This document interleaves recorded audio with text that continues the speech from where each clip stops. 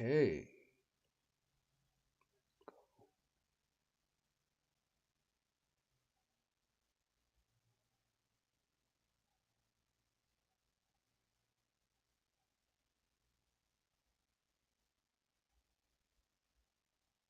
Right? Tragedy, strategy, tragedies. Hello, good morning to you. What do you like? What do you do? What do you do? Hey, it's Hadar. Today I'm going to share with you the ideal morning pronunciation practice. You want to think of it as a physical workout or a yoga practice that you do in the morning to get energized for the day, but also to build muscle. And this is exactly the same thing, but in this case, we're talking about the articulation organs. You want to do that in the morning to set yourself up for pronunciation success, but also to build the muscles of your articulation organs like the tongue and the lips and the jaw. Now, I recommend doing it every single day so you're more in control of the sounds that don't exist in your native language, but it's also going to help you sound more clear in your native language as well. You can do it in the morning, but you can also do it before going into a meeting or before having an important speaking gig. Okay, let's get started. But before that, if you are new to my channel, then hi and welcome. And this is the place for you if you want to speak English with clarity, with confidence, and freedom. So be sure to subscribe and click the bell to get notifications so you don't miss out on any valuable lesson. Let's begin with massaging your jaw. It's always good to become aware and kind of like relax all unnecessary tension. We're going to start with that and end with that. There is a muscle here at the jaw hinge that connects between the upper jaw and the lower jaw, and usually we hold a lot of tension there. So I want you to massage it and kind of like try to release all the tension and maybe hum. We're also warming up the voice, so you don't have the morning voice. And here, the cheeks, and again the jaw. Maybe move it around a little bit with your hands. Okay, a little more. Okay, good. Now we're gonna warm up the tongue. Let's begin by sticking the tongue out, and we're gonna move it to the right and then to the left. To the right. We're going to do this 10 times. Okay, so right, right, left.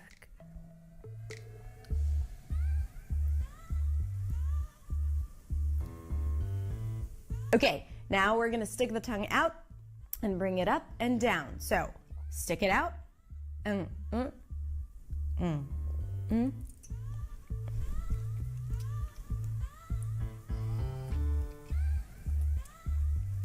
Keep doing it. I'm going to keep speaking. Again, push it out as if the tongue wants to come out of your mouth.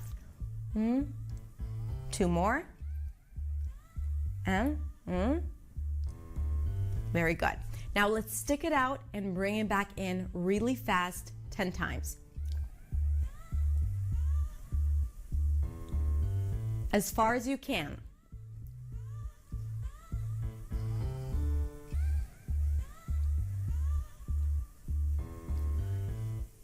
Okay, good. Let's release tension and blow your lips out. Okay, good. In the next exercise, we are going to clean the teeth with your tongue. So you want to move your tongue around. Keep doing it. Now, this is a really good exercise, especially before a meeting. So you make sure that you don't have green stuff or poppy seeds stuck between your teeth. I got you covered. Keep your lips closed. Good. Relax your lips. Good. Now we're going to use the tongue to massage the inside of the cheek as you're resisting the tongue with your cheek muscles. So take your tongue, the tip of the tongue, and push it against the inside of your left cheek while the cheek is actually resisting it. So you want to push against. You want your tongue to feel like it's fighting something as you're massaging it. And get to all the different places inside your mouth.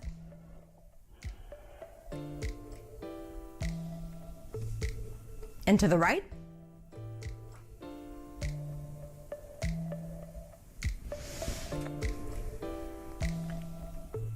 Good. And now let's do a trill to relax the tongue. For some of you, this is going to be really easy if you have the trilled R in your language. If you don't, you can just do another lip trill. And now we're going to do it while going up and down in pitch.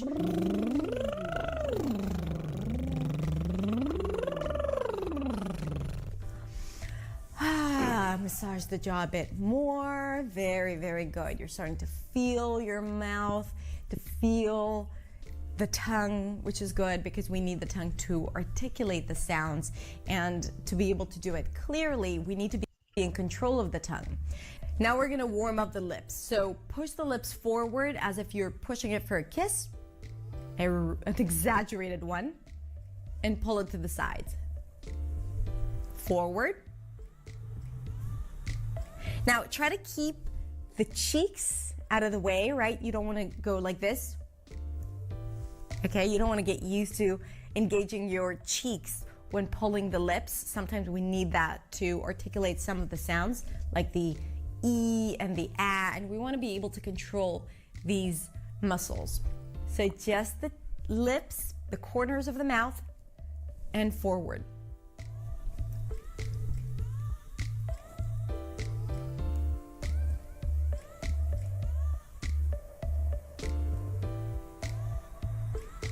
One more time.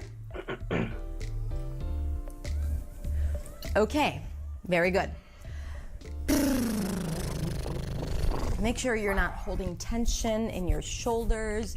If you do, just tell your shoulders to relax. Tell your face to relax. Okay, good. Now we're gonna go into a few sounds. Let's start with the tip of the tongue consonants. Let's begin with the T sound. Ta ta ta ta ta ta ta. Make sure it's just the tip of the tongue touching the upper palate. Ta ta ta ta ta ta ta. Da da da da da da da. Na na na na na na na. La la la la la la la. Let's do it together. Ta ta ta ta ta ta ta. Da da da da da da da. Make sure it's light. Na na na na na na na. La la la la la la la. Ta ta ta ta ta. Da da da da da. Na na na na na. La la la la la. And now we're gonna move the tongue back a bit and switch between S and Z.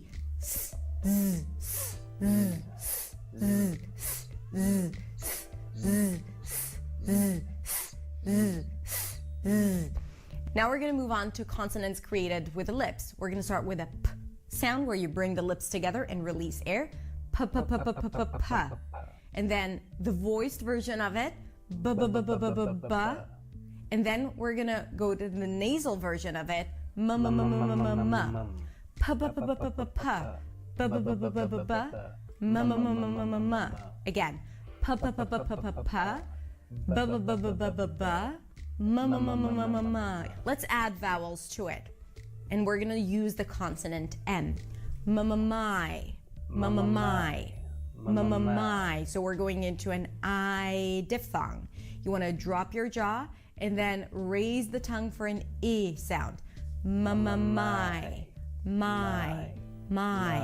And then we're going to go into may. Okay? Now we're going into the A as in day diphthong, starting with an E, shifting into an E. May. Then we're going to do a long O as in go. Mo. Good. The next diphthong is going to be mamamoy. Oi as in toy. Mamamoy. And finally, we're going to use the ow diphthong. Mamamau. Just like in mouse. Mamamau. So we're going to do all 5 of them, one after the other. Mamamai, mamamay, mamamo, mamamoy, mamamau. Let's do it again. Mamamai, mamamay, mamamo, mamamoy, mamamau. One last time. Mama my, mama may, mama mo, mama moy, mama mow. Very good. Now we're going to move to the back of the mouth, pronouncing the k and g. From there, I want you to shift to the high E sound. G-g-gee, g-g-gee. So the tongue pulls back for the g and then forward for the high E. G-g-gee, g-g-gee. And then k-k-key, k-k-key. Good. So let's do it a few times. G-g-gee, k-k-key, g-g-gee, k-k-key. And then from there, we're going to move on to the tense oo sound, a back open vowel sound. G-g-goo, g-g-goo, k-k-koo, k-k-koo, g-g-goo, k-k-koo, g-g-goo, k-k-koo. Make sure you push the lips forward for the oo sound. Let's do it 2 more times. G-g-goo, k-k-koo, g-g-goo, k-k-koo. Very good. And now I want you to yawn. Kind of like raise the soft palate by yawning. Good. And let's find the voice and bring the voice to the chest.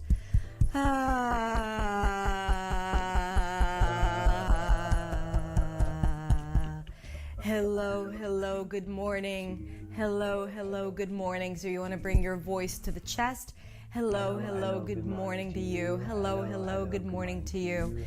And then let's bring the voice to the head. Hello, hello, good morning to you. Hello, hello, good morning to you. You want to feel the vibrations here? And maybe a little bit to your nose. Hello, hello, good morning to you. Hello, hello, good morning to you. Okay, let's move on to some tongue twisters. Let's start with my favorite, unique New York, unique New York, unique New York.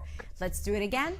Unique, high oo, high e, unique New York, unique New York, unique New York. Let's say it again a little faster. Unique New York, unique New York, unique New York, unique New York. Now, as you're moving through the days, if you do it every single day, you'll see that it's a lot easier for you to say it faster. The next one is good blood, bad blood. Good blood, bad blood. The good has that back open as in book, cook, and look. And the blood has a cup sound. Good blood, good blood. I hope you can hear the difference. Bad blood. Here we have the as in cat, a forward front vowel. Bad blood. Good blood, bad blood. Good blood, bad blood. Good blood, bad blood. Good blood, bad blood. Good blood, bad blood. Good blood, bad blood. Good blood, bad blood. Good blood, bad blood. The next one is tragedy, strategy. Tragedy, strategy. Tragedy, strategy. Tragedy, strategy, tragedy, strategy, tragedy, strategy, tragedy, strategy, tragedy, strategy, tragedy, strategy, tragedy, strategy, tragedy, strategy. Good. I used to confuse this one all of the time. Let's do some TH warm-ups. So let's start with just sticking the tongue out and pronouncing a voiced TH versus a voiceless TH.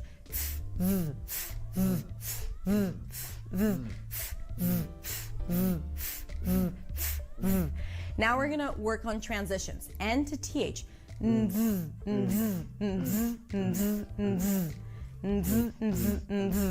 L to TH. You can also use the voiceless TH. Very good. And now STH. Make sure you stick the tongue out. The tongue is not too tight against the teeth, so the air comes out.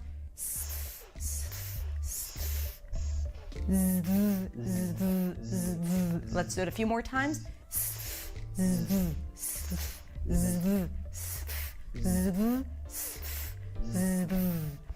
Very good. Relax your lips. Release air. And massage your jaw again. Good. Very good. Finally, let's do some chunks. What do you? What do you? What do you, what do you, what do you, what do you, what do you? What do you, what do you, what do you, what do you, what do you? What do you want? What do you want? What do you want? What do you want? What do you like? What do you like? What do you like? What do you like? What do you do? What do you do? What do you do? What do you do? What do you say? What do you say? What do you say? What do you say? Next one is going to go. Gonna go, gonna go, gonna go, gonna go, gonna go. Gonna go, gonna go, gonna go, gonna go, gonna go. I'm gonna go, I'm gonna go, I'm gonna go, I'm gonna go. She's gonna go, she's gonna go, she's gonna go, she's gonna go. I'm gonna go home, I'm gonna go home, I'm gonna go home, I'm gonna go home. I'm gonna go to the office, I'm gonna go to the office, I'm gonna go to the office, I'm gonna go to the office. Next one is could have. Could have, coulda, coulda, coulda. Coulda, coulda, coulda, coulda, coulda. Notice that the D is really, really light. It sounds like a flap T, like a ra, like an R in Spanish. Ra, pero, coulda, coulda, coulda. I coulda, I coulda, I coulda. I coulda, I coulda, I coulda. I could have done that. I could have done that. I could have seen it. I could have seen it. I could have been there. I could have been there. I could have done it. I could have done it. I could have seen it. I could have seen it. I could have been there. I could have been there. Coulda, coulda, coulda, coulda, coulda. Shoulda, shoulda, shoulda, shoulda, shoulda. Should have. Shoulda, shoulda, shoulda, shoulda, shoulda. Woulda, woulda, woulda, woulda, woulda. Would have. Would have. Woulda, woulda, woulda. Coulda, shoulda, woulda. Coulda, shoulda, woulda. Coulda, shoulda, woulda. Okay, that's it. To wrap it up, I want you to put your palm on your belly, one on your belly, one on your chest, and try to breathe into the hand that is on the belly. And breathe out. Close your eyes, breathe in to your belly, not to your chest, and breathe out. And last time, and as you exhale, you can also release a sound. Breathe into your belly.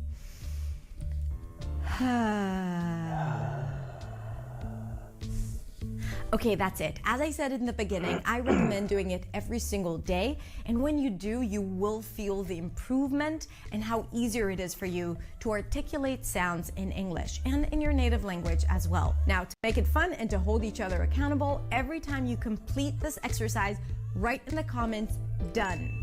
So we know that you did it.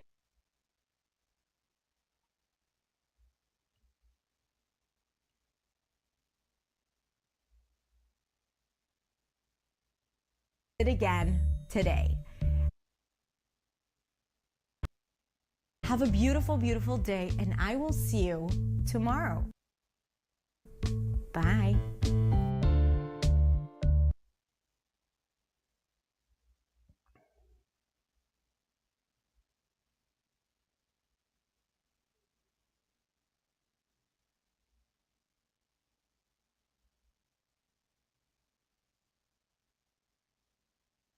Okay.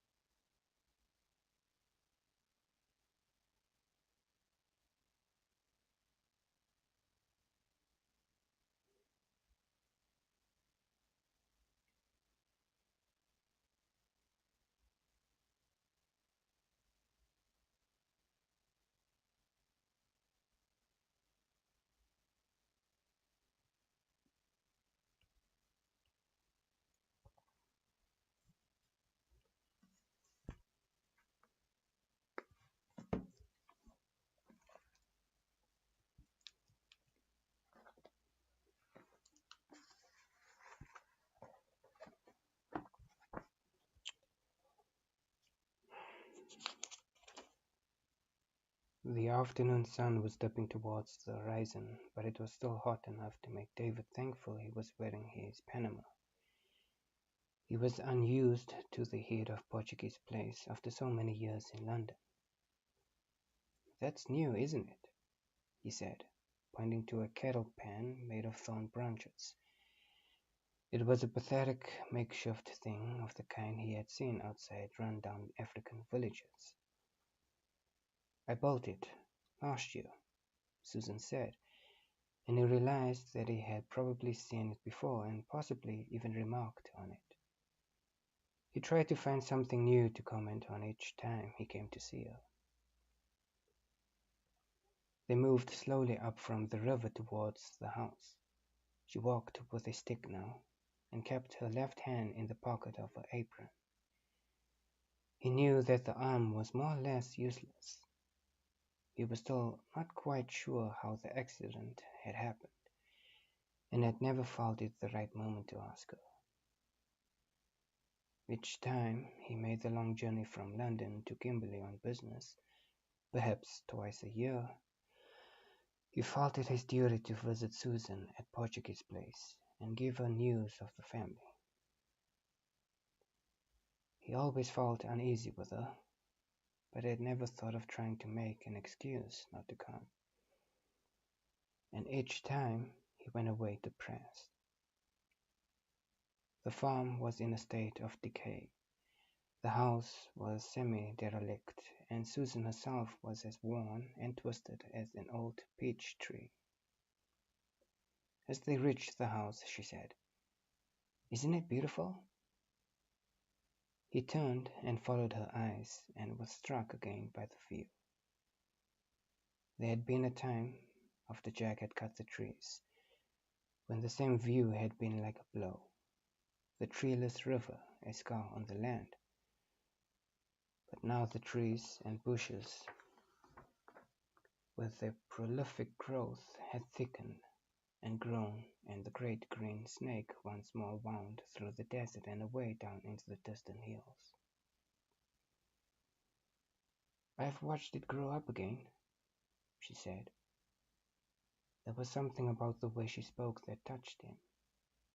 He visualized this indomitable woman living out here in the virtual desert, through winters and summers, seeing no one but old Mopedi, too old now to do much work, and watching the bush growing back to what it had been. And every evening as the dusk came down, going into the lonely house and waiting for the dawn. "There's been no more Rinderpest," he said. "No. 1 year stories, of course, and it'll come again, but I only have a few sheep now. You've sold off a lot of the farm." "The whole of the downriver section. I didn't get much of it because it's been picked over by a prospector, so often everyone knows there's nothing there. But it gave me a few pounds to buy sheep." They had supper on the stoop, a simple meal of mutton and ground maize called samp, which David disliked. There was no coffee, but she gave him a plate of dried apricots as dessert. The rooms at the back of the house had never been rebuilt, and the whole place had an air of abandonment. There was little furniture, and she did her own cooking, such as it was, on a small kerosene stove. Her skin had taken on the look of crushed leather from years of work in the powerful sun, and her hands were thickened and calloused and ingrained with dirt. As he smoked a cigar after the meal, he told her about Mary and Jack, and about the fashionable house in Park Lane, which she had never seen. "Jack's built a library," he said. "A library? I've never thought of him as someone who would read much." He learned late. He told her other details, about the new carpet in the drawing room, the glass conservatory, the constable which Mary had insisted Jack buy, the grand people who came to their dinner table. David was not very good at details, but he knew that she was starved of information, since neither Jack nor Mary ever wrote to her. She listened carefully, but he knew she was becoming impatient, and finally, when he paused, she said, "Tell me about Jewel." It was always the same. He could see the anticipation mount in her as he spoke of the family, and knew it was really of Jewel she wanted to hear. They wrote to each other, but letters took a long time. He thought of the child she must last have seen.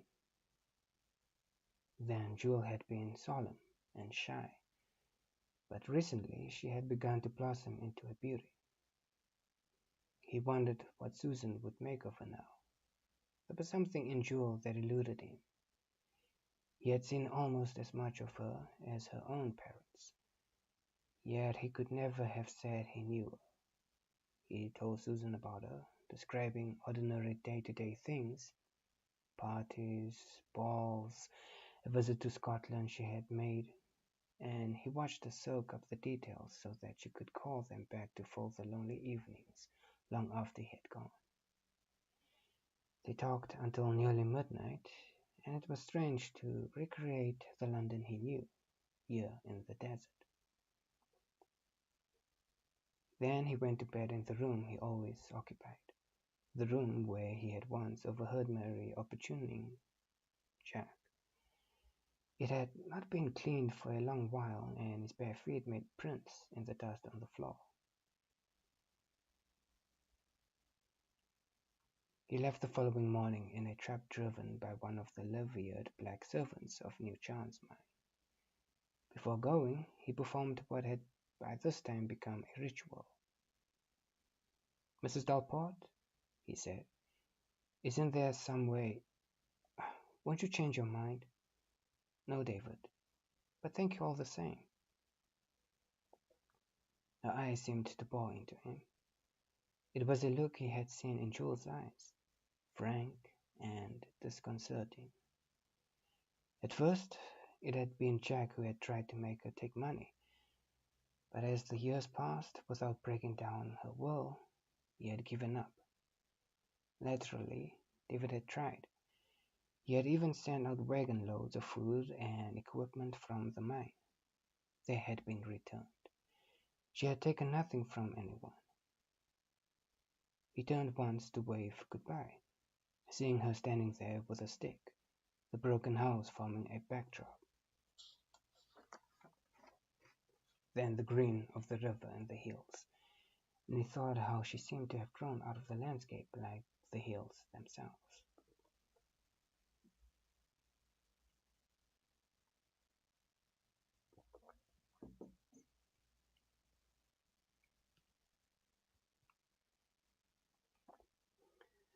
The train to Cape Town left at 5 o'clock in the afternoon.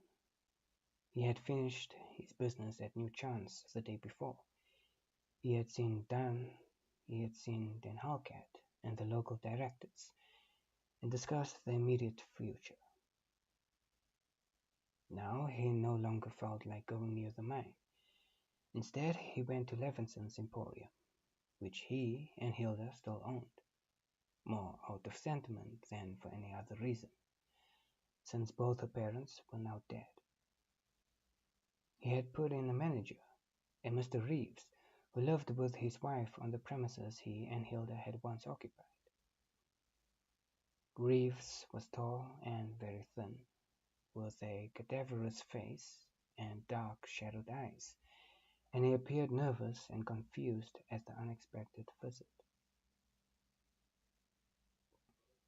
"I've only come to find out how things are going," David said. Mrs. Reeves had emerged from the back. She was the antithesis of her husband, short and red-cheeked, and looked as healthy as he looked unhealthy. "There is one thing, sir," she said. "It's nothing that we need, just something I've been meaning to bring to your attention. It's a box of odds and ends, and I was wondering if I should send it to the mine. Odds and ends, books and other things that were left here. She took him through to the living room. Her husband brought in a wooden kerosene box and levered off the top. "We'll leave you to look at them, sir," she said. He lifted out each object. There were the books about diamonds he had bought when he had worked in the bank in London. There were the simple school readers and exercise books and pencils he had bought with the last of his money at the village of Victoria when he and Jack had walked to the diggings. Then he pulled out something bigger and heavier and realized that it was the Bible he had found at Franz de Port's grave. He drew it from its oilskin cover. He really should give it back to Susan, he thought. But how could he explain that he'd had it all these years and simply forgotten about it? He opened it at the early pages and saw again the spidery handwriting. In the poor light, he could not make out individual words. It would be a pity if no one ever. Then he had an idea.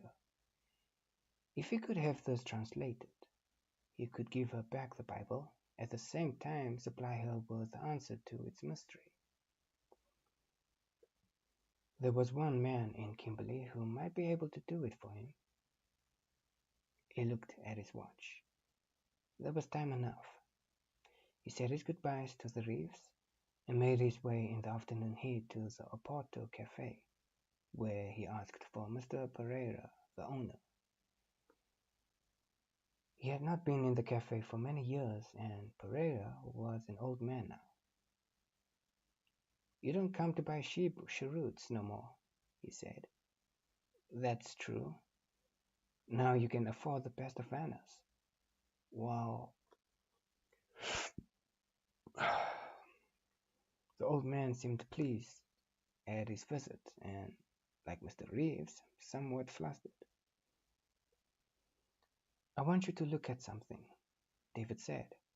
He opened the Bible at the early pages. "It is in Portuguese," Pereira said. "It was found near Kimberley, but no one knows how it got there. Perhaps if we could translate the handwriting here," he pointed to the tops and bottoms of the pages, "we could find out." "Excuse, please." Pereira pointed to his eyes. He fetched a pair of spectacles, but put them on and frowned at the writing. "I do not think," he began. "A moment." He took the Bible to the door and studied it in the bright sunlight. Then he said, "But this writing is not in Portuguese." "Not in Portuguese?" David had never looked closely at the writing before. "Let me look."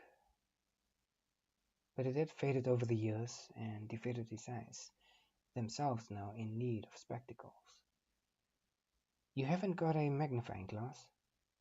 So sorry, Mr. Cade." He still had a little time before the train left and decided he would go to his office and find a magnifying glass. He was crossing the square when he heard men's voices and saw a cloud of dust rising behind one of the parked wagons. He found a dozen or more diggers forming a loose ring while two men went at each other, hammer and tongs. He had a sudden memory of himself when he had first arrived, landing in Cape Town and stepping off the gangplank into a fracas. He looked at the brawlers in distaste, and a feeling of territorialism came over him. Kimberley was his town, and he did not like fighting. He stepped forward and caught one of the men by the collar of his shirt and another by his arm. Behind him, one of the onlookers said, "Hey, you! Why don't you mind your own—" He was interrupted by another who said, "Hey, don't you know who that is? It's Mr. Cade." The The fighters had spent their energy and appeared exhausted. "That's enough," David said. The friends took them away in opposite directions, and he turned to one of the diggers who remained. "What was that all about?" "The usual. One of them comes from back home." "Meaning?" "Meaning London, sir." "And the other?" "He is a Boer." "The Boer says he's owed money, sir, for some wood, but that's only an excuse. It's getting worse and worse." "What is?" "There's fighting between English and Boers. It happens all the time now. They say it's much worse up on the goldfields in the Transvaal. There's going to be a showdown. Can't help it. You'll see, sir. It'll come sooner or later." David walked thoughtfully back to New Chance building, a large, red brick affair which dominated the Detroit-Spand Road. He let himself in at a side door, went up a private staircase to his office, and told his secretary to find him a magnifying glass, and he sat down at his desk, staring at the first entry in the book. Pereira was right. The writing was not in Portuguese. Under the magnifying glass, the letters became darker and bigger and assumed firmer shapes.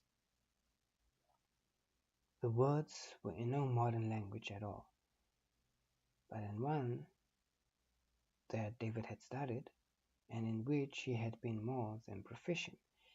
It was Latin. Hic Francisco Pater Rosari Sancti Rem Narabo Danav Quadam. He stopped and wrote down on a pad. "I, Father Francisco of the Rosary, sat down here the story of." The next word defeated him. He rang again and asked his secretary if they had a Latin dictionary in the building, but he had never heard of one. He stared at the writing, feeling frustrated and irritated with himself. The Bible had lain in its oilskin cover at the back of Levinson's shop for years and years. God knew how long it had been a Portuguese place before that. And all the time he, David, could have translated this writing. "Sir?"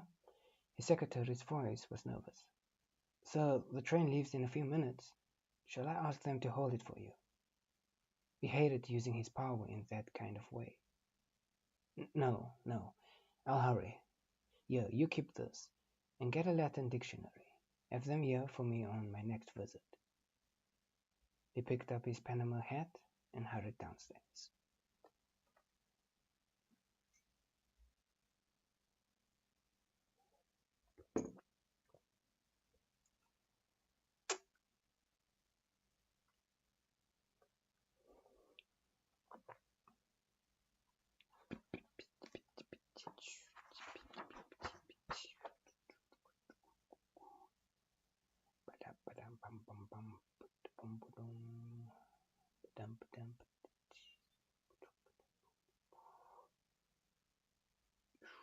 I'll be right back.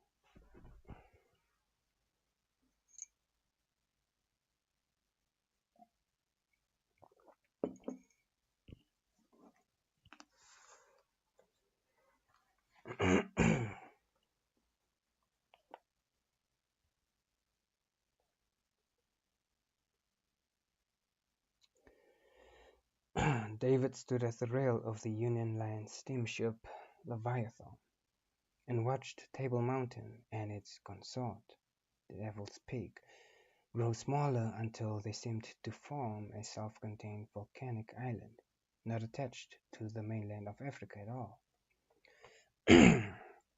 This optical illusion of a huge, flat-topped mountain, growing taller and narrower the greater the distance the ship traveled from it, had always fascinated him.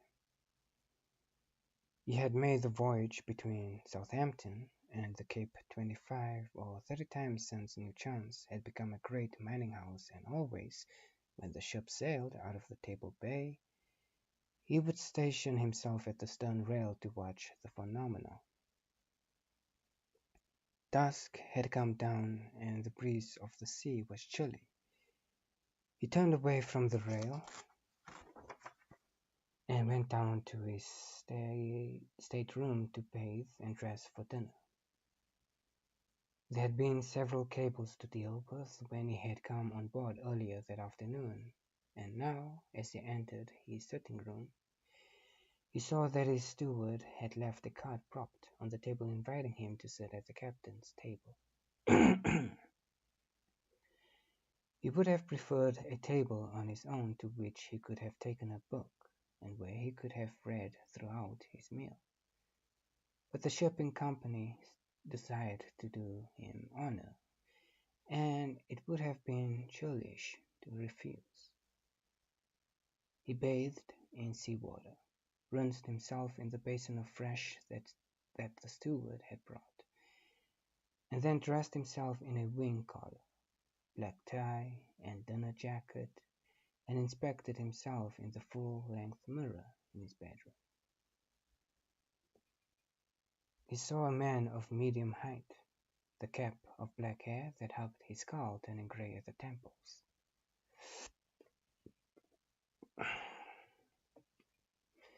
Some years before he had grown a moustache, and this too was grey. Apart from that, the years seemed to have treated him kindly, and he was not displeased with what he saw. He was sunburned from his journey beyond the Limpopo River, and his face, though lined, still gave an impression of health and fitness, which reminded him he must tell his bedroom steward to arrange a daily appointment in the gymnasium. He was apt to eat more than was good for him in the 3 weeks it took from Cape Town to Southampton. He always entered the tag games tournament and enjoyed the tag tennis against the officers, but that was not sufficient to keep his waistline slim. Satisfied, he left the cabin and went down to B-deck to the first-class dining room. He had travelled on the Leviathan before, and considered her to be one of the best of the fleet. He particularly liked the dining room, which was all shiny, dark mahogany, polished silver, and white napery. It had a minstrel's gallery, supported on slender mahogany pillars, where the ship's 5-piece orchestra was now playing the ballet music from Faust. It was civilized and urban, much more like London than Africa. Kimberley had improved enormously in terms of comfort and luxury, but still gave the impression of a frontier town, and had nothing to compare with this. And certainly after his journey to Beavendeland to negotiate the treaty for the British government, he felt self-indulgent. A man in white tropicals with 2 rows of ribbons on his chest rose and introduced himself. "I am Captain Harvey," he said. "We're very pleased to have you with us, Mr. Kay. Allow me to introduce Sir George and Lady Carlisle, General Holroyd, Her Grace the Duchess of Wigtown, and the Honourable Spencer Laird. David made his greetings and sat down opposite the captain. One chair remained vacant. Mr. Cade is a regular on the Leviathan, the captain said, although this is the first time I have had the pleasure of meeting him. The menu was a long one, and David studied it carefully. He was reading the list of entries when the man at the table rose. He automatically got to his feet, realizing that the last guest must be arriving. He saw a woman coming towards him. Conversation in the dining room ceased as people turned to follow her progress. She was wearing a magnificent Spanish-style red dress with a black silk shawl over her smooth white shoulders. Her hair gleamed blackly, and her lips blazed red. She wore a necklace of pearls and a single emerald on her breast. She swept down the aisle between the tables with all the confidence of a woman who knows she is both beautiful and accomplished. The captain moved forward to greet her. "May I have the honor of presenting Madame Montadini?" he said. He presented her to the other diners, then said, "And this is Mr. Cade." "Hello, Lily." David took her hand. Her eyes widened. Then she smiled. "Mr. Cade and I are old friends." "Hello, David," she said, and bent forward and kissed him on the cheek. After dinner, the night air was cool with a scent of land. David had put on a scarf, and Lily had sent her maid to fetch her fur coat. He lit a cigar, and they walked slowly around the deck. They had not been able to talk much during dinner. The conversation had been mainly about the unrest and the ill feeling among the Boers and outlanders.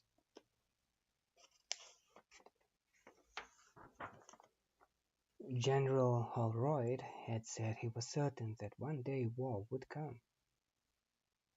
As they walked, a silence, not uncomfortable, grew between them. After a while, Lily broke it. "Who's going to be first?" she said. David chuckled. "I was wondering that myself." "You." "No, you. You, the great singer. How did it all happen?" "It will take me hours to tell you everything." "We have all the time in the world. We must fill it somehow." 3 weeks. I can't tell you how I've been wishing for this.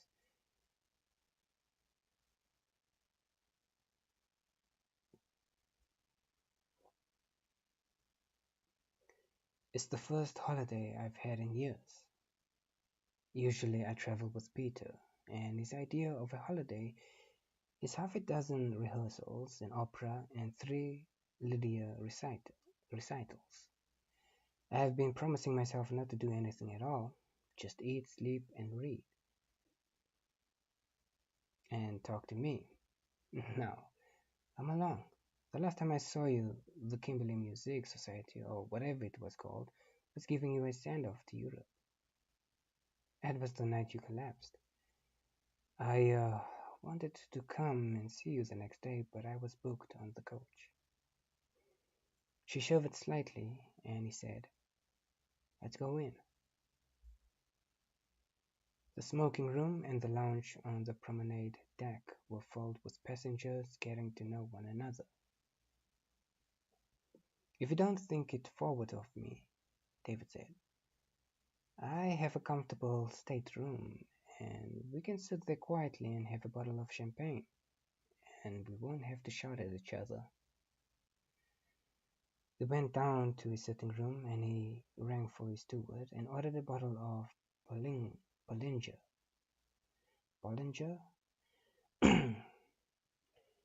She took a cigarette from a small tortoise shell case and leaned back in the chair.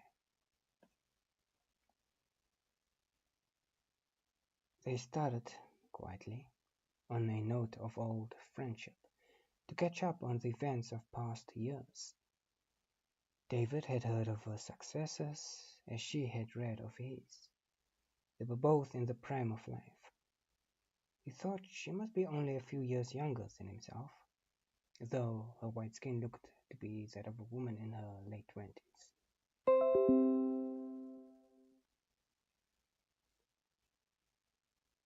They were both at the top of their respective professions. They were equals, and they treated each other with the respect of one equal to another. Lily's rise to stardom had been as much the work of Peter Arendt as her own, and she was the first to acknowledge it. 2 years after she had gone to London, he had sold up in Kimberley, David buying his half share in the diamond business. He had taken her to the best voice teachers in Europe, and had worked with her himself, and had gradually forced her voice up to a point where she was comfortably singing coloratura arias. She had started in the usual humble position with the Royal Opera, but then, like so many other successful singers before her, she had been lucky. She had been asked to take over the role of Lucia in Lucia de Lammermoor at short notice when Madame Guy had fallen ill. The critics had been generous, even ecstatic, and from then on her career had climbed. Within a few years, she was crossing the Atlantic regularly to sing at the Metropolitan or to make extended tours. When she returned, it was to bookings in Leipzig, Vienna, and Paris. It was during this period that she had married Peter Arendt, and they had made their home in Geneva. David cast his mind back to the plump, soft German whom he had not seen for many years. He had been fond of Peter, but had never considered him as a likely candidate for Lily's hand. She was he searched for the right word but could not find it. She was a strange mixture of the voluptuous and the simple, the exotic and the down-to-earth. He was not surprised that she had fancied Jack years ago. He could understand her being attracted to his masculinity, but not to Peter.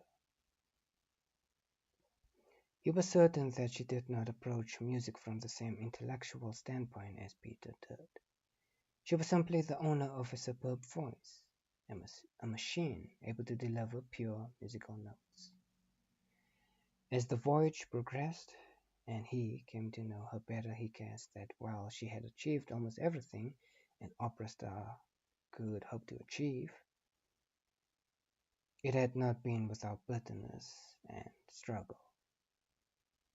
Gradually, as they talked more freely to each other, he learned that, in fact, Lily's life, like David's own and Jack's,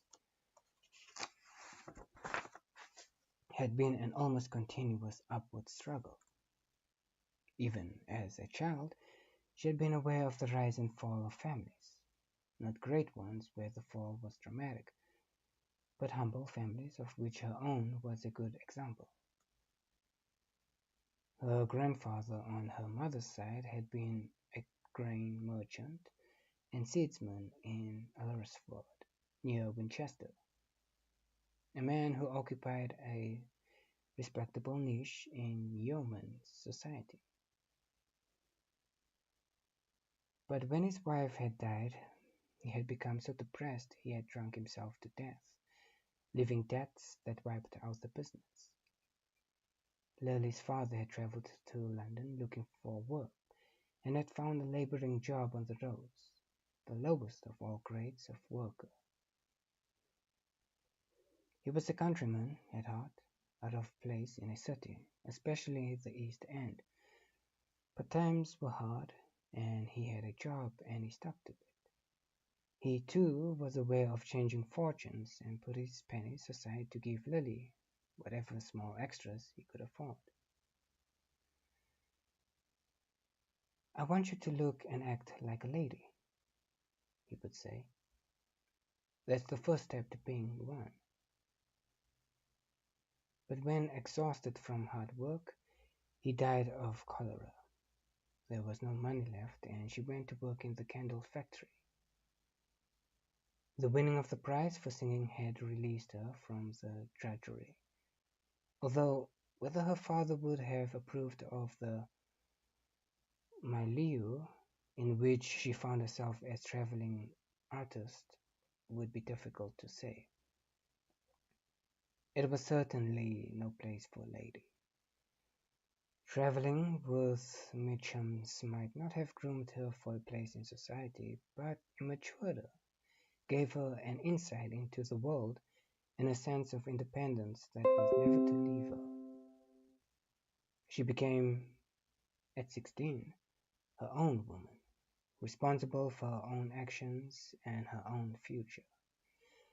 Traveling in a small group gave her a certain background and feeling of security, but all decisions were ultimately her own, and thus itself set apart from most other women of the time.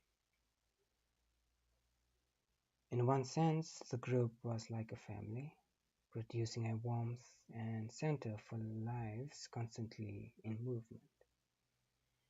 It was also incestuous. The men and women who traveled in companies such as Mitchum's were thrown together so much that it was normal to live together, although they were not legalized. The liaisons were more like marriages than affairs, domestic, comfortable. In a sense, they came about naturally. A man needed a woman for his bed and to look after him, and a woman needed protection, for they played in the roughest places in the world. The goldfields of Australia, the frontier towns of America, the diggings of southern Africa, places where 90% of the 90% of the audiences were men who had not had a woman for weeks, months, or even years. That was when a woman needed her own man. That was when Lily had needed someone like Lothar. Until she had met men like Peter Arendt and David Cade, these were the men Lily was used to. Peter had been different from them all, clever, kind, ambitious for her. She had responded to him in a way that had nothing to do with sexuality or protection.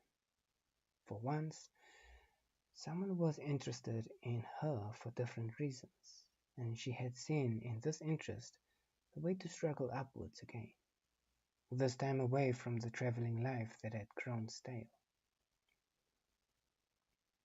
But a new life had its own drawbacks.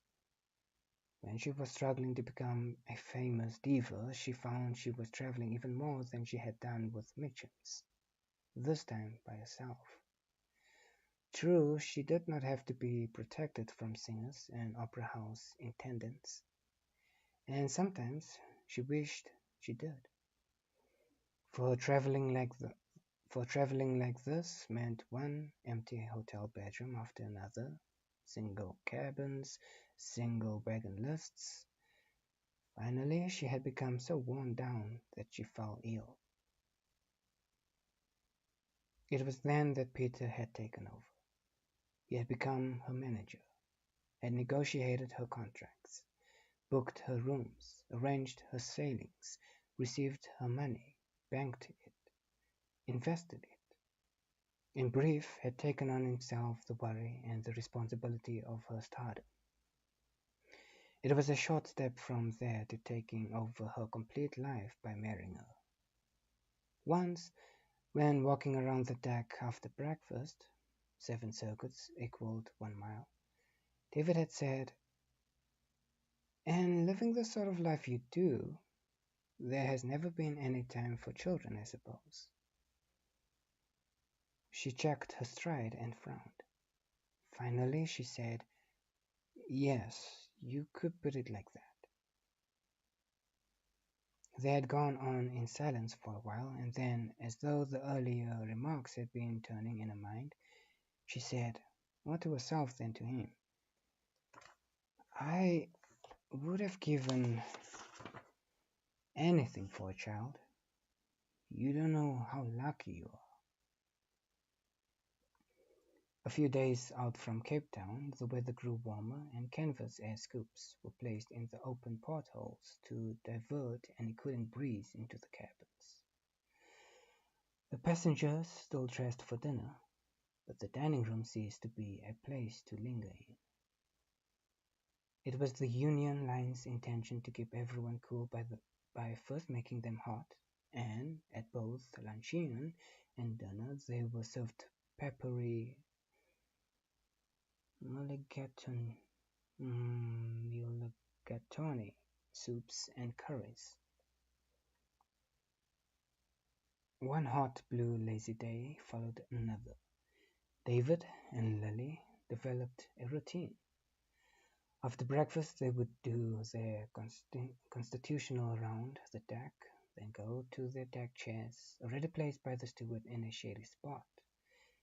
They would take their books, but often these would remain unopened, as they sat staring at the hazy horizon, or watched the flying fishes leap up from the waves.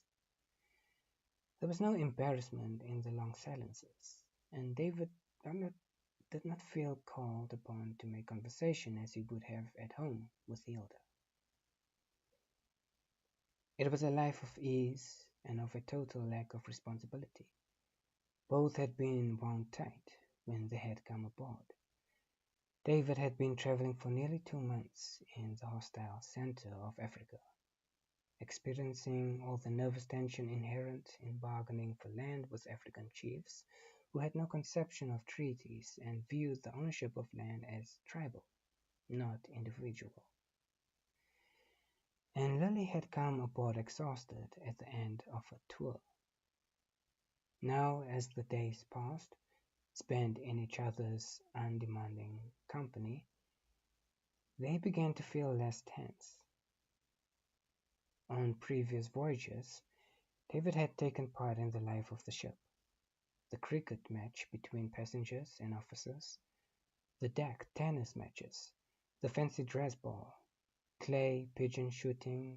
Now he was content to let each day drift away in Lily's company. Except for one evening when she was prevailed upon by the captain to entertain the passengers with a recital of songs from Vienna's operettas, she, too, eschewed the entertainments. They formed a small quiet island in the midst of feverish activity. David told her about the beginnings of the New Chance mine, about his marriage to Hilda, about the birth of his son, Michael, and his 2 daughters, Rachel and Margaret. But even as he described them and his house in Hampstead, he began to feel a sense of unreality. If he concentrated, he could see Hilda clearly. If he did not, she became an amalgam of herself and her mother. She had put on weight over the years, and now he made efforts never to see her naked, never to take her unawares, for her flesh was beginning to tremble like that of Mrs. Levinson. Then there was Margaret, at 16, a good, unimaginative girl who would embark on a plain but solid life with some plain and solid businessman.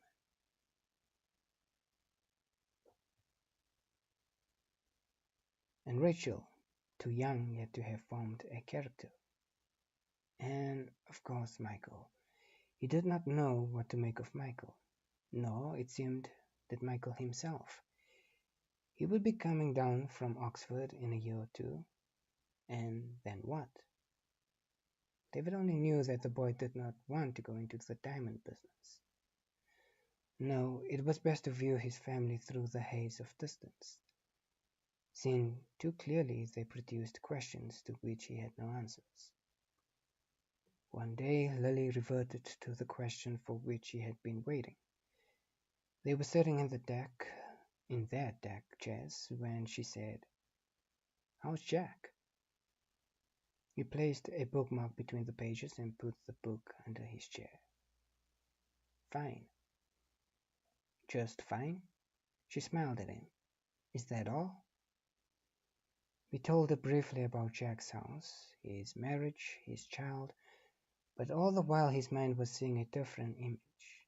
The big, gross man, living like some pasha on Park Lane, doting on his daughter, indifferent to his wife, servicing a succession of mistresses on whom he spent more than was good for him, or for New Chance, for that matter. Yet a man who was unhappy, who had found the pot of gold at the end of the rainbow and did not know what to do with it. 2 weeks after leaving Cape Town, the Leviathan dropped anchor in the crystal green water under the great basalt cliffs of Madeira. There was no dock at Funchal, so they went ashore by lighter. David had been on the island before and would not have gone ashore, except that Lily had never seen it. They hired a carriage and drove through the cobbled streets, and then out for a short distance on the road to the interior, where the Pico Roivoi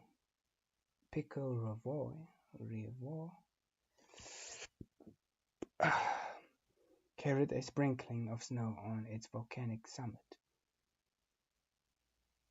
It was cool and pleasant after the heat of the ship, and they sat back on the cushions, Lily under a parasol, and let the gentle clip-clop of the horse lull them. They had luncheon at Reed's Hotel in the garden, high on a cliff overlooking the sea. When they had finished, David said, "I want you to taste something." He went inside and returned a few moments later with a bottle and 2 glasses.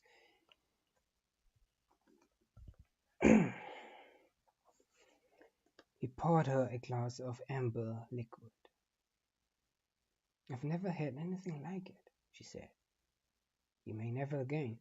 This is a 1792 Madeira. Napoleon took some with him into exile on St. Helena, and after he died, the hotel bought what remained." They sat sipping the wine and watching the trees move in the breeze, and she said, "I feel as though someone has just unraveled a knot in my brain." "If that's what one class does, you'd better have another." They drove back to the shop late in the afternoon, and as they neared the jetty, she put her hand on his arm and said, "Thank you, David. I don't know when last I had such a lovely day." In that moment, their relationship changed. He never knew whether it was the physical contact or whether it was the mood which the day had produced. Whatever the cause, he felt his skin tighten. She had removed her hand from his arm, and on an impulse he placed his open palm on her lap. For a second he thought she was going to ignore him. Then she did something that both touched and excited him. She was wearing a pair of light fawn gloves, and she took one off so that her hand would be naked, and she placed her fingers against his. He felt the flesh of his hand burn. He found himself wanting to say something, and could not think what. As though sensing this and wishing to put him at his ease, she said, "Your hand is cool. You know what they say about that." "Cold heart?" "It's the other way around." A group of passengers was waiting on the jetty for the lighter to take them back to the ship. David felt that he had to say something to her before the enchantment of the day gave way to the routine of the ship. "Lily, he began. "Don't, David." There's no need to say anything." They went to their separate staterooms to bathe and change for dinner, but she did not appear at the table that night, nor was she there for any meal on the following day as they steamed northwards towards the Bay of Biscay. Captain Harvey told his guests merely that she was indisposed, but David knew the real reason. She was trying to avoid him. He spent a miserable day. Her empty deck chair was like a mute accusation, and he spent the morning reading in his sitting room. The afternoon yawned before him. He walked around the deck, but only saw her maid returning to her own berth in steerage, and when he inquired was told that Lily had caught a slight chill. In the middle of changing for dinner, he thought, what was the point of dressing up if she wasn't going to be there? So he ordered a tray in his cabin and brought out a sheaf of papers which he had promised himself he would study. He could not concentrate. At 10 o'clock, he decided to take one more turn round the deck in case she had come out for air, but she had not. He looked in the smoking room and the lounges and on the dance floor, but she was nowhere to be seen. He went back to his stateroom and was about to prepare for bed when there was a knock at the door. A steward stood in the companionway. "Note for you, sir," he said. David tore open the envelope and read the words on the single sheet of ship's notepaper. "Would you think it very forward of me if I invited you for a glass of wine?" There was no signature, but there was no need for one. He found himself smiling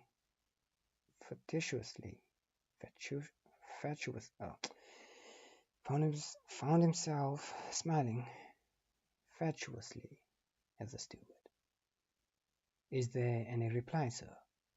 No reply. She was dressed in a flowing garment of cream silk. But Bollinger wasn't it, she said, smiling, and pointed to a bottle of champagne in an ice bucket. I wasn't sure about the year. He poured them each a glass and said, "How are you feeling?" "Fine." "Oh, you mean my chill. It seems to have disappeared." He sipped the champagne and found that he was trembling so much he could hardly make contact with his lips. Her sitting room was much like his own, with a large sofa and 2 easy chairs. She sat down on the sofa, and he thought he had never seen anyone so elegant and so beautiful. Her black hair shone against the whiteness of her skin and the cream silk. "You must have caught it in the carriage. The breeze was cool." "Possibly. Yes, that was. Lily, I want to make love to you." "I know. I've wanted to ever since Madeira." "Yes." He gulped his wine and poured himself another glass, slopping some of it onto the carpet. He noticed her hand was shaking too. I think I'm in love with you," he said. He sat beside her on the sofa. She put her hand on his arm in the gesture she had used in the carriage. "It's the ship," she said. "It always happens. I have traveled backwards and forwards for years, and it's never happened to me before. Has it happened to you?" She shook her head. "And not this time either." "Why do you think I've been staying in the cabin? I wanted to work things out for myself." "And?" "I don't know. I don't want to fall in love with you. I don't want you to fall in love with me. It's too complicated." "Is that the decision you come to? That things are too complicated?" "Why did you invite me here then?" I thought I could control the situation. And now? I don't know. I don't. He kissed her, both of them sitting bolt upright on the sofa. Her body was rigid, then suddenly she relaxed. He put a hand on her breast and she said, "Is this what you want?" "Yes." "Give me 2 minutes." She went into her bedroom, and 2 minutes later, he followed. She lay under the sheet with a nightlight giving just sufficient glow for him to see her. He sat on the edge of the bed and kissed her again. This time, she wound her arms about his neck and drew him down on top of her. He pulled away the sheet and saw the full white body. "You're beautiful," he said. She smiled. "You overdressed." Nothing like this had happened to him before. His love-making with Hilda, which did not often happen, was a sober, matter-of-fact affair. Late at night, when she was half asleep, a coupling in the dark without love, only for release. He had never really known anything else, for he had remained faithful to Hilda, not only because he equated faithfulness with marriage, but also because he had always considered himself to have mild sexual appetites. And one night with Lily this was proved false. She was the key which unlocked the passion that had lain dormant inside him for so long. The ferocity and intensity of his desires at first surprised and then amazed her. From that first night he dismissed everything else from his mind but his wish to be alone with her. A maid was told to go back to her cabin in steerage and stay there. Food and wine were sent in to them. At the captain's table their former companions did not even pretend to believe that they were indisposed. If David had known, he would not have cared. There was only 1 week left of the voyage, and he determined to spend a lifetime in 7 days and 7 nights. He explored her body, sometimes with passion, sometimes with a curiosity that amused her. What heightened the love affair and gave it poignancy was the fact that both knew it could not last. And both were gripped by instantaneous nostalgia for something which was not yet in the past. Sometimes they would sleep away the days and be awake all night. Mornings became afternoon and vice versa. Meals were taken when they felt hungry. Wine was used to heighten their sensuality or when they felt thirsty. "Why Madame Montedini?" he asked her once. It was Peter's idea. He said no one would cross the road to hear a soprano called Lily Bartlett, that all the most famous singers were either Italian or Russian. Montedina Veskaya would have been worse, he said. She lay back laughing, saying, "Stay like that." He left the bed and picked up his coat. From a special pocket high up under the arm, a pocket he had made in all his suits, he pulled out a leather pouch from which he drew a piece of black velvet.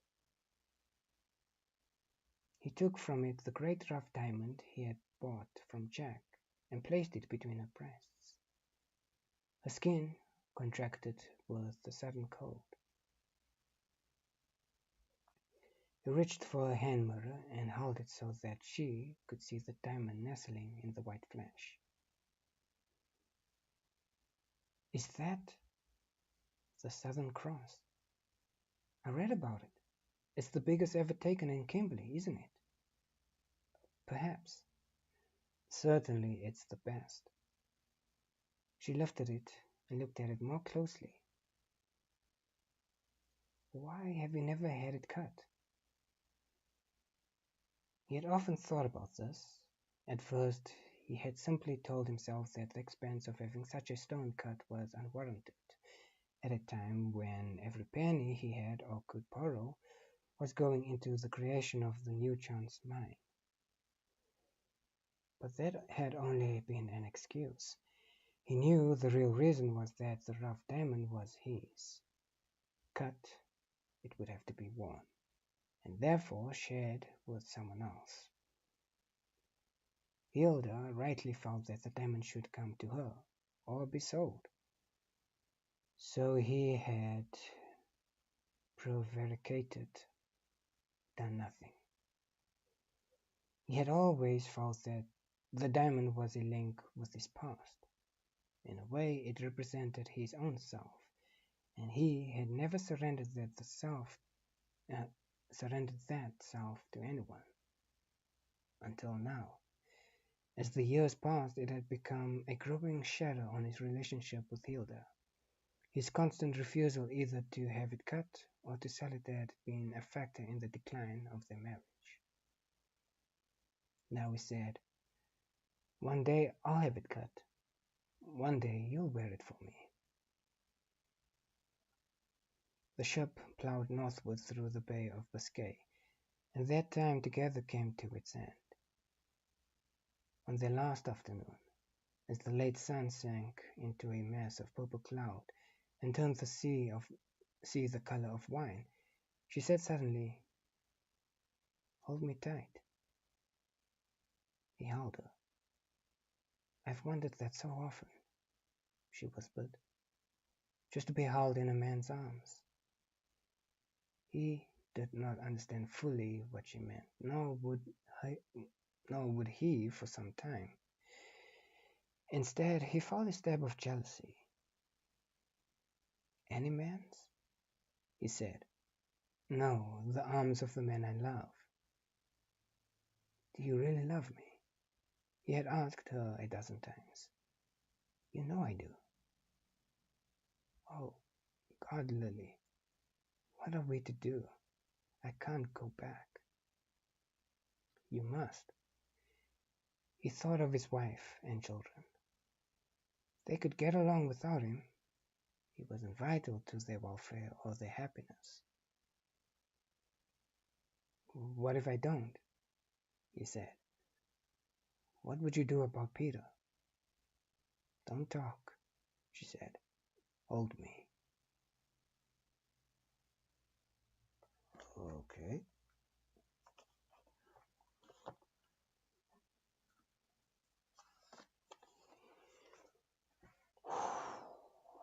Feeling a little dizzy.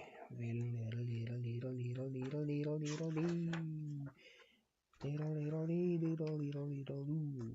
It's the sound of doom.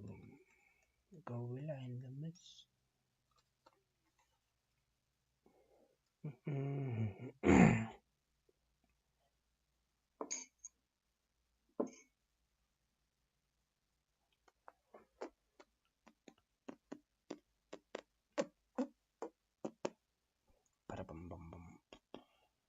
All right. Class is finished.